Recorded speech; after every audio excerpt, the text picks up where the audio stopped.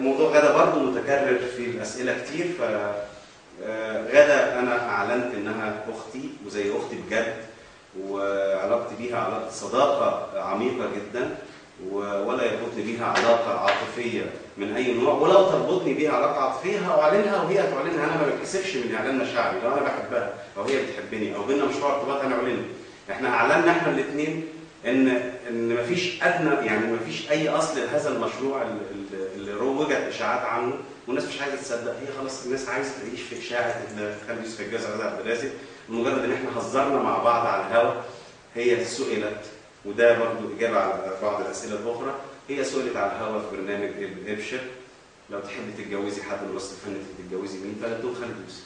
ممكن جدا لو كان مثلا سيادة المستشار والدها عايش فتقول والله المستشار عبد الرازق اللي هو ابوها. هل ده معناه ان هي تقول لما احب اتجوز حد من الوسط القضائي فهتجوز المستشار عبد الرازق يبقى دي في الحاله دي هتتجوز ابوها؟